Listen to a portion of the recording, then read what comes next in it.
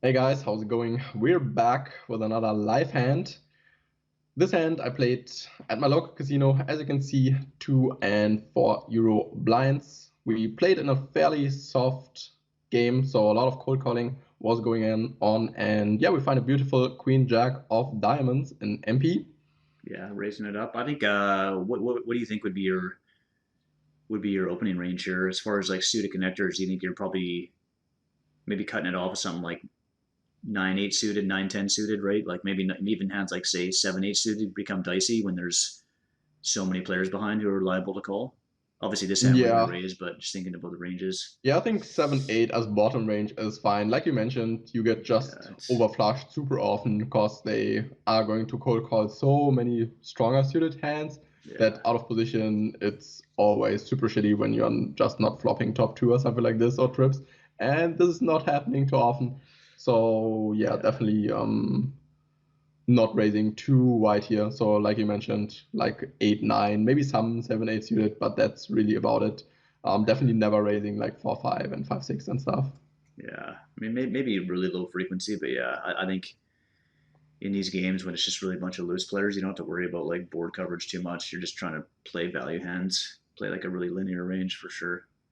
Yeah, I'm definitely And playing the suited aces and stuff. Cause yeah, then you have better flushes than your opponent, then you get paid out yeah, super, super often. So as so you can see, great game. yeah, five way. I mean standard, right? We have a nice hand. Now we just have to hope to flop big. Really, that's kind of the way these games play. So Yeah. uh, flop okay. Obviously top pair. Now what do you think here? It's obviously a spot where I think. Yeah, sorry. Go ahead though. Yeah, great flop for sure. We make top here, but I think it's important here to not always bet because we are out of position against three opponents, and the other players can also have strong hands and stronger hands like sixes, queen eight suited, pocket eights, king queen, and of course those hands beat us. And of course we are not too far ahead against the strong draws. Mm-hmm. And if we bet, we basically hate every single turn card in the deck. So we want to bet a very polarized range, want to have a lot of check calls, a lot of check raises. And of course, we also have a lot of check folds. When we have nothing like ace king, we just go ahead and check fold pretty easy, Mm-hmm. four-handed or five-handed on the flop. And that's the reason why I also decided to check here with Queen Jack, because yeah, with this hand, five-way, I don't think we have more than one street of value. Or what do you think?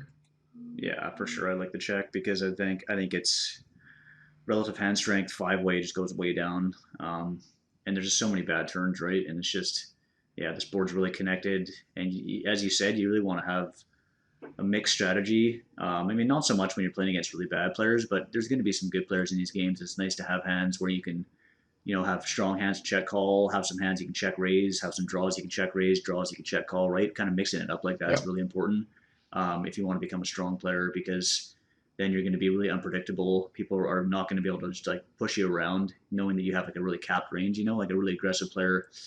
If he knows that you're really capped, can just blow you off a lot of hands. You'll definitely encounter these type of players in these games. So in order to counter those guys, you really want to have some strong hands in your check calling range, check raising range. And this hand especially is really not that relatively strong. So I think it's definitely going to be a check here. But again, Yeah, as we're good saying, point. you definitely want to mix in like hands like kings, aces, some sets, some good top pairs, some good draws. And of course, you can bet those sometimes too. But on this type of board, you want to be checking a ton out of position because just yeah, being out of position, you just really want to keep the pot small when possible, especially multi-way. So good spot to go Yeah. ahead and check for sure. And turn is pretty nice. I mean, obviously the 9-10 gets there, but it's obviously improves our hand. Now, small blind leads out here for like 2/3. What do you think here? Yeah, I definitely love this turn card, right? Making Mm-hmm. top two on the turn, five-handed. Wow. Great turn. Yeah, our opponent bets 45 into 70 or 74. So definitely a large bet. I think when he bets really small, so 20, 24, 30, I would be inclined to raise. Yeah, for But sure. against his huge sizing, I think his range should be at least more polarized. So I think he has more often like eights, sixes, 9-10, maybe even jacks. I don't know this player, how bad he is or good he is. Mm-hmm. And of course, he can have all kinds of draws. He can have hearts, he can have king 10, and stuff, 7-9, who knows. So yeah, I think our only option here is basically to call. Yeah, for sure.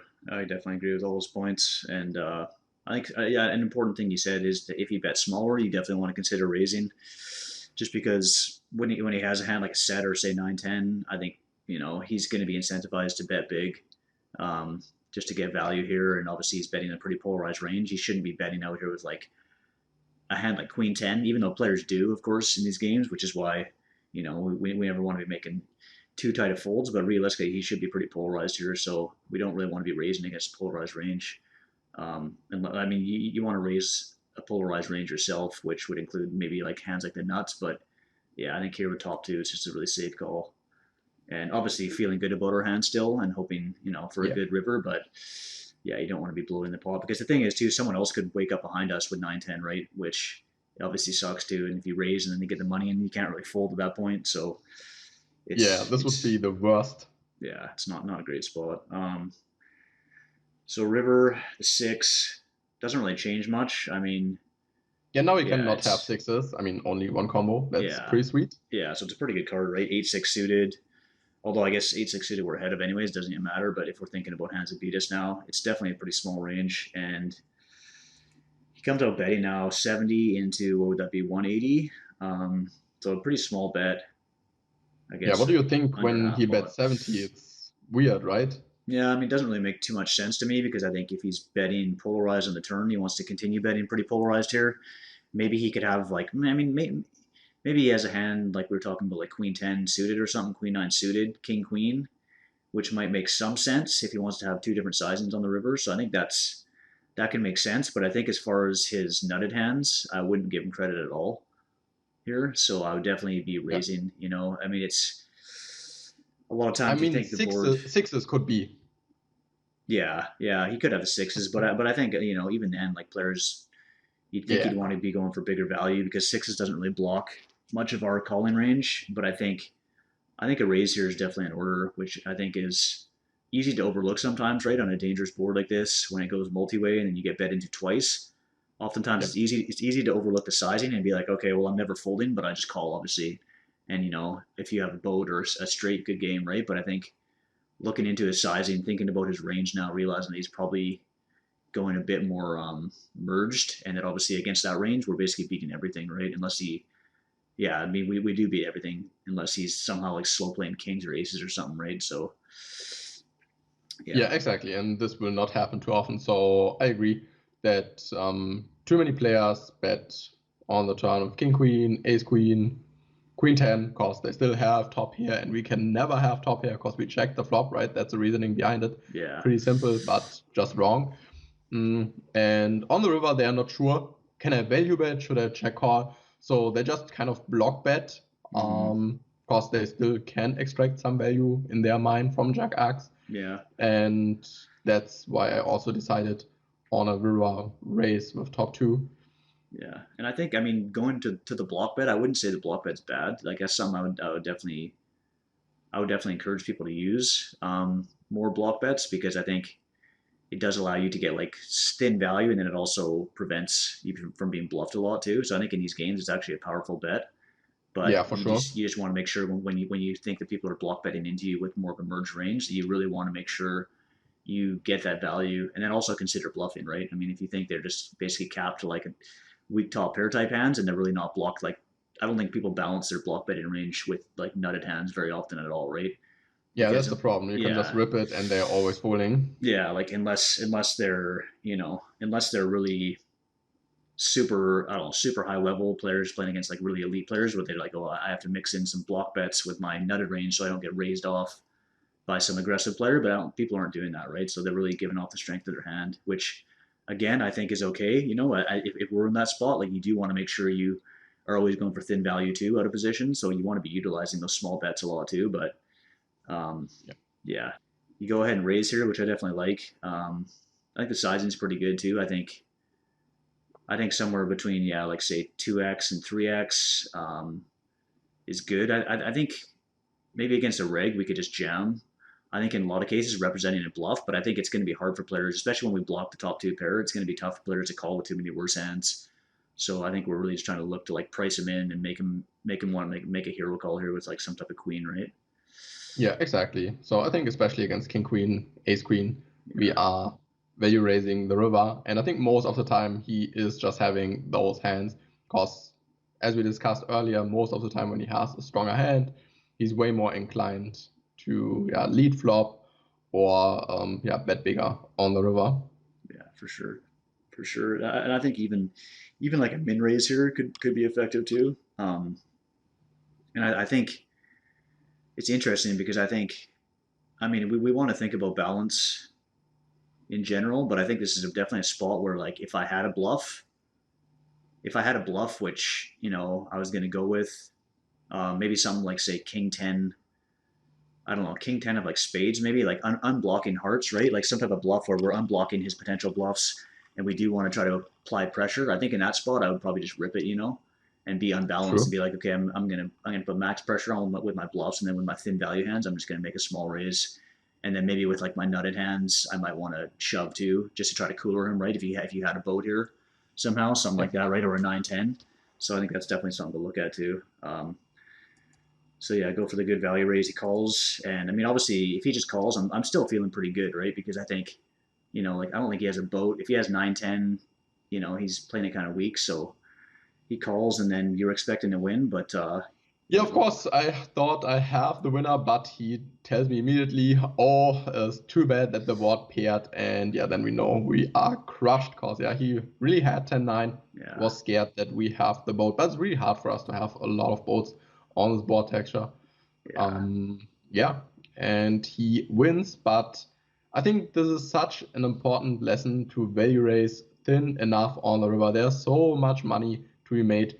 Always think about villains' perceived betting range, and when you think, oh, I'm ahead in 90% of the time, then please go ahead and raise. mm, Because most regulars just snap call there in like 3, 4, 5 seconds and take your time. There's a bunch of money in the pot, and you can really win an additional 100, 200, 300 bucks on the river when you just think about the hand and how often you're ahead. And when you think you are ahead often enough, just go ahead and value raise. And of course, you cannot be correct all the time. Like in this situation, I was behind, but that's no problem. When my read is correct most of the time, I'm still making way more money with my river raise. yeah, for sure. I mean, as you say, it's never an issue to be behind, and losing a showdown. Like if you're playing good aggressive strategies, you're going to lose a lot, right? Like you're going to get called. Your bluffs are going to get called a lot. You're going to be making calls where you're not good too often, but you don't have to Yeah, be good because of the price. So you don't always just like want to be 100% positive when I put money in, then I'm going to be ahead.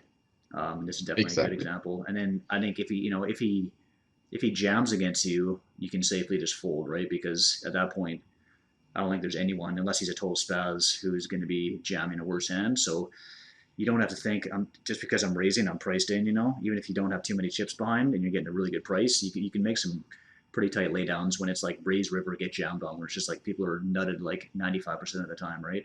Yeah, I mean, we are wrapping a full house, and when he is shoving over the top, he is telling us that he also has a very strong full house, Yeah, and you better believe him, because this will be reality. So no one is ever shoving a worse hands than Queen Jack yeah, on the river.